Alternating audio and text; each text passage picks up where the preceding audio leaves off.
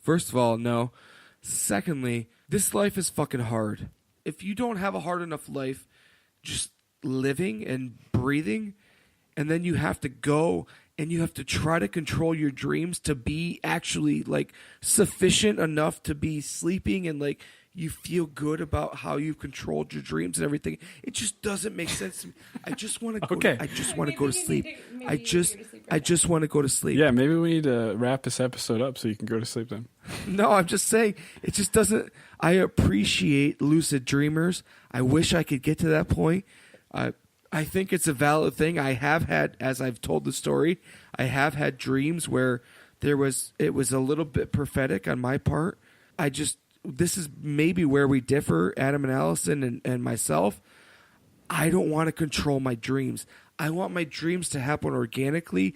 I control my life. I want my dreams to be something awesome, and they're not. I just don't have that many dreams. I wish I did. If you can control your dreams, you're not controlling your life. So, I know you said you don't dream very much, but you do definitely dream. I mean, pretty much everyone does.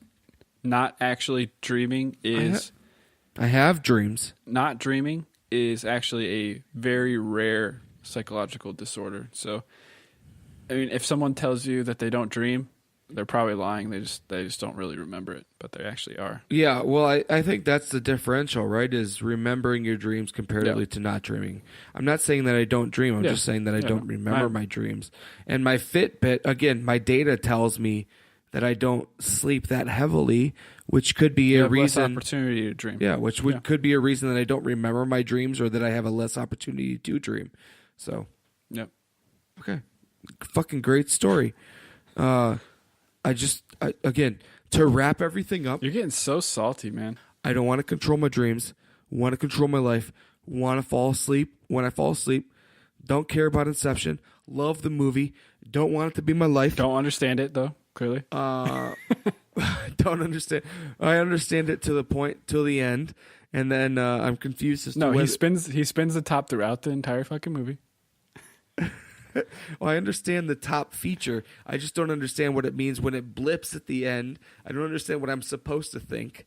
I just want life to be easy. That's all. Life is too hard as we live. I don't want it to be hard in my dreams. That's all. I guess I'll wrap up my end. Before I do, I'll say again, this is our last episode, regular episode of the 2018 season.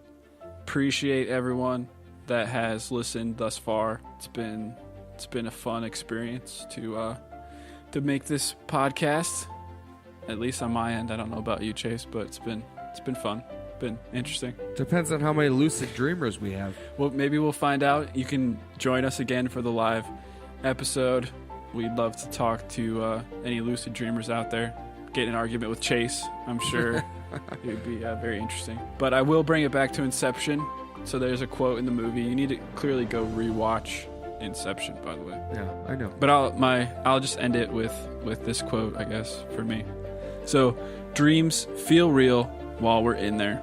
It's only when we wake up that we realize something was actually strange. And then I'll personally add, stranger than fiction. Ooh, good one. I am in the woods, in the dark, being chased. Well, not chased because I do not run, even in my dreams. So more like stalked by a pack of werewolves. Think giant mutant twilight werewolves. I'm a bit ahead of them, but I can hear them coming behind me because they are all wearing those Adidas windbreaker tracksuits from the 90s. And I can hear the swishing sounds as they move. Okay, that's weird, right? Well, as I'm power walking like an elderly mall walker through the forest, I come to this giant tree and I think it's a good idea to climb up and hide from the wolves. Well, of course, they found me and they started to try to climb up the tree.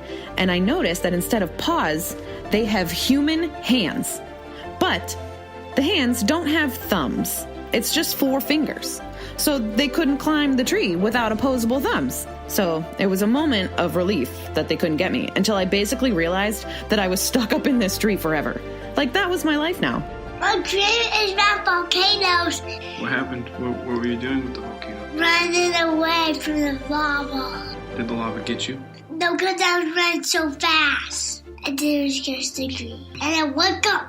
I have this recurring dream where I'm full astronaut suit, tap dancing on the moon, and I'm upset because no one can hear me, because space and all.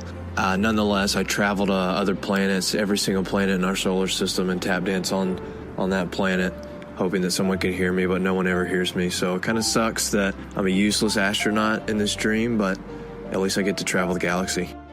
My actual story is not about one particular dream, but more of a series of dreams that I had regarding an Argon pyramid that I got. And I didn't really believe that it would work. Like, I kind of thought the idea of crystals and everything were like cool, but I didn't really expect it to be that effective. But it was supposed to help you like lucid dream. So I was like, cool, let's give this a whirl. And I put it in our room, my husband and I's room, and we did have some very, very vivid dreams. And we were both like, oh wow, this is cool. Like, it's gotta be this pyramid. But I also kind of thought, okay, like maybe it's in our heads because we know it's supposed to be doing this. So we ended up doing a lot of different experiments, taking it in and out of the room. I would take it, in and out of the room different parts of the week and not even tell him that I was doing it, to see if he would have different reactions based on whether it was actually in the room or not. And it was literally insane, the results that we had. And I can definitely say now that I am a true believer in this crystal and that its effectiveness, for sure. No longer a skeptic. Growing up, I had a recurring nightmare. My entire family would be gathered at my grandparents' house, aunts, uncles, cousins, some sort of holiday event. Throughout the night, something would change. Like I shifted. Nobody could hear me. They couldn't see me. My touch when I would shake their arm would be excused away as some sort of movement of the air or something. It was absolutely horrifying. I would yell for help, but nobody could hear me. No sounds would come out. As the night wore on, I would feel drawn outside by the storm that would begin to rage. But as I left the front door, the sky was clear, full of stars. It was dark, but the storm raging would be in the barn across the street from my grandparents' house. Now this barn had one of those keyhole type openings at the top center of the side of the barn, and the lightning would crash and the light would show through only that hole. As I'd sit there and stare at it, the lightning would stop being lightning, but it would start to be speech, and the barn would start to say something to me. Now when I woke up, I could never remember what the barn was saying. Not exactly, but more along the lines of come here, I can fix this. I would be frozen in fear. But the more it pleaded, the more it drew me to it. I would walk slowly out the front door, down the steps, across the yard, to the road. And as I crossed the road, the large barn doors on the side would open. The voice would continue to call with the crackling of lightning, and the light would still show out that hole at the top of the side of the barn, but it wouldn't show out the door, as if that hole was the barn's mouth, calling me, drawing me in. I would be so incredibly scared. As I walked up the hill that led to the barn doors that had opened in a welcoming manner, I would enter the barn. But as soon as I entered the barn, I would wake up, cold sweats, freezing. I'm Polish. Polish people don't dream. We make things happen. Oh, and I had a dream once that I married a tube of chapstick. Thanks a lot for listening. Stranger Than Fiction is the brainchild of Chase Ferris, Allison Davila, and me, Adam Davila. We would love to hear from you on one of our social media accounts. You can find us at Stranger Than Fiction Podcast on Facebook and Instagram, or at STF Talk on Twitter, or check out our website, stftalk.com.